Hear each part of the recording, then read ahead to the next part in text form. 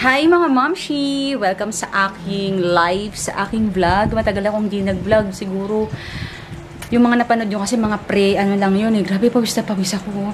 So, dito ako sa kwarto namin at ako ay mag-isa lang dahil sila Kuya Lay at saka si Kuya Prince as usual nasa school. Tapos si Daddy Christian is pumasok na. Tapos gusto ko sa inyo ipakilala. Ipapakilala pala sa inyo. Ito ang aking baby! Come on! Ikaw, pakilala ikaw! Ang aking baby, si Zenki. Meron kaming bagong, ang tawag ito, baby, si Zenki. So, dito lang ako mga mamshi. And, pakita ko sa inyo yung kwarto. Ito yung, nandito ako sa kwarto ng mga bata. Nagtataka kayo kung wala yung mga bata rito, wala na yung double deck nila. Kasi, pinalipat ko sila sa baba. So, mga mamshi kasi, nung mga nakaraang buwan is sobrang napakahirap para sa amin dahil ang aming tatay, si Papa Javier, yung papa ko is nawala na siya noong August 28. So, mag-isa na lang ang mama ko doon sa baba. Kaya yung dalawa kong anak, si Christian Lay at si Lay is pinababa ko muna dun sa kwarto ni Tita Che. Kasi diba si Tita Che, bago mawala si Papa, nung kinasal si Tita Che is nakakuha sila ng sanlang tira. So, dun sila nakatira ngayon. And then, yun, pinababa ko yung dalawa. Mamaya, ipapakita ko sa inyo yung kwarto nila dun. Yung, bali, ano na sila dun? Dalawang buwan na kasi nung August pa. August, September, October. O magtatatlong buwan nang wala si Papa. Kaya, wala rin akong ganang mag-video pa. Eh, sabi ko, hindi naman ako pwedeng ma-stuck doon sa ganong senaryo na iyak. Sa ganong sitwasyon. Kailangan namin mag-move on. Tsaka, okay naman kami. Okay naman na kami mga mamshi. Tanggap na namin. Malungkot lang kasi wala na siya magpapasko. Pero okay naman kami. Grabe, pawis na pawis ako. Ang kinamatay ng papa ko is heart attack. Bali, nung madaling araw ng 28, dun siya sinumpong. Siguro mga alas 3, bandang alas 3 ng madaling araw. So, ginising ako ng mama ko. Nagpanik na siya na ginigising niya ako. Tapos, buti na lang, ito si Bonita, yung kagandahan sa may mga aso, na-alert ka. So, na-alert ako sa kanya. Tapos, nung pagising ko, yung narinig ko na tumatawag si mama, syempre, narinig mo yung boses ng nanay mo, di ba? Tumatawag, tapos tinatawag niya yung papa ko. Nung pagbaba namin sa, pagbaba ko, ako unang bumaba, sabi niya, parang nag-ano siya na si papa niya, Javier, gumaganon si mama, tinatawag niya, na ano ko si papa, para siyang nachuchok, mga mamsi, ganun, tulog siya, pero, ganun yung kanyang, ganun yung naabutan ko sa kanya. So, ayun, tinawag ko na si Christian, tapos, nung hindi na nagigising si Papa, basta ganun lang siya. And then, tinawag ko yung pinsang ko, lumabas ako, kapatid ko, bumaba ako, sabi ko sa kapatid ko, tawagan yung isa kong kapatid. Tapos, lumabas ako, tinawag ko yung pinsang ko naman, talagang tinulungan nila kami sa abot ng kanila makakaya. Yung isa kong pinsan, tinawagan nila, sakto kakarating lang ng jeep. Ayun, punta na kami sa ospital. Pagpunta, sumunod ang kasama ng papa ko sa ospital, si Christian at saka yung kapatid kong isa, kasi kinuha ko yung mga ano dito, pinauna ko na sila doon, sumunod na lang kami ng isa kong pinsan na nakamotor kami. Kinuha ko yung cellphone, syempre wala kami dalang pera in case na may babayaran. So, ayun, pagdating ko doon mga mamshi, wala na siya eh.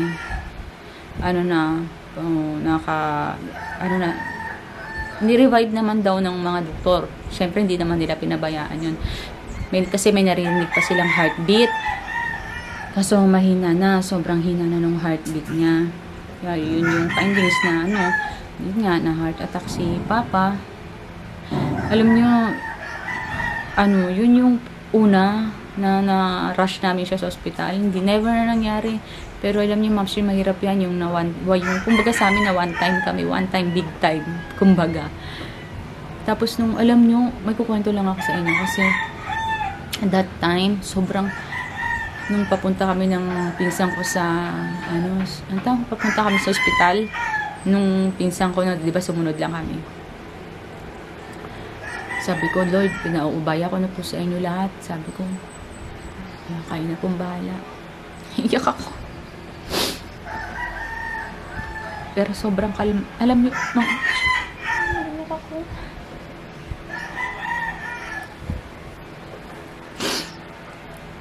pero that time, mga mamshi, talagang sobrang kalmado ko naman. Lahat kami, sobrang kalmado. Although, alam namin, hindi ako makaiyak, hindi ako maiyak. Wala, sobrang kalmado talaga namin, as in. Alam namin, alam ko sa isip, sa puso ko, syempre, nawala na si Papa. Pero hindi kami yung, hindi rin ako yung talagang ngal-ngal, yung parang ganun yung iyak. Nga nagwawala. Hindi, mamshi eh. Sa isip ko, siguro talagang inaliw kami ng Panginoon. Inaliw kami na, huwag kayo mag-alala, nandito ako. Parang ganun. Inaliw kami ng Diyos.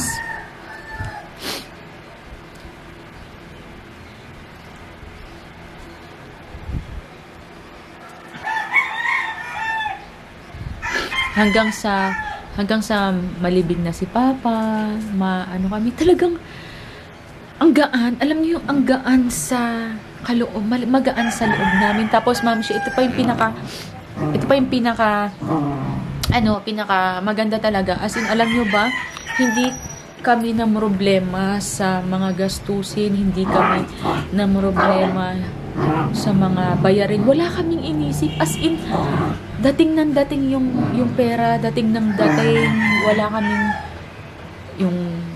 di namin problema saan kukunin yung ganito, saan kukunin kayo magmula sa hospital. At saka sabi nga nila, hindi na kami pinahirapan ni Papa na yung inatake, nagpa-confine pa ng ilang buwan, tapos mawawala din naman, o kaya inatake, tapos paulit na nasa hospital. Talagang grabe, sobrang gaan nung sa amin, sobrang gaan. Alam niyo, nung namatay, yung dinala namin siya sa hospital, umaano pa nun umaambon pa, mga moms, umaambon. So, yun, kahit ngayon, nakakangiti-ngiti naman na kami kahit papano, na napag-uusap-usapan na namin yun. Tapos, ito yung nakakaiyak, nung ilang araw na, siguro, mga 2 araw, 3 araw na nawala na cremate kasi yung Papa ko, mga moms, cremate siya. So, nandiyan siya sa bahay nila. Alam niyo, nung time siguro mga 3 days na nawala na nakremate na si Papa, na iuwi namin siya. Nag-chat sa akin ng umagang-umaga yung kapatid kong bunso, yung kinasal, si Thea. Sabi niya, napanaginipan ko si Papa. Sabi niya, nagsusorry siya kasi nga daw biglaan yung pagkawala niya, ganito. Sabi daw ay pansensya na kayo. Sabi niya gano'n. Pasensya na kayo, hindi ko akalain na yun, mawawala nga daw siya. Sabi ko naman, sana, okay lang yun. Ang sabi niya daw, ang response niya kay Papa namin na, okay na yun pa, tanggap na namin. Ganun daw yung response niya kay Papa. Sabi ko nga, malungkot, oo naman, malungkot syempre. No, first time ko nag-birthday nang wala si Papa, first time nag-birthday ni Mama nang wala si Papa, first time nag-birthday ng anak ko nang wala si Papa. First time na magpapasko na wala si Papa. Pero, alam mo yung lagi namin pinanghahawakan na God's will. God's will.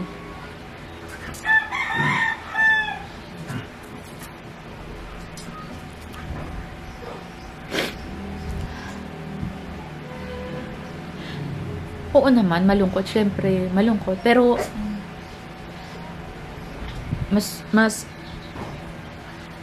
mas natatanggap na namin ng tanggap naman namin kahit nung una pa naman, tanggap na namin, sabi namin kay Papa, Mama na wag na siyang mag-alala. Kami nang bahala kay Mama, wag na siyang mag-alala, kami naman bahala kay Mama. At saka, yan mga mamshi ang hindi natin matakasan, di ba?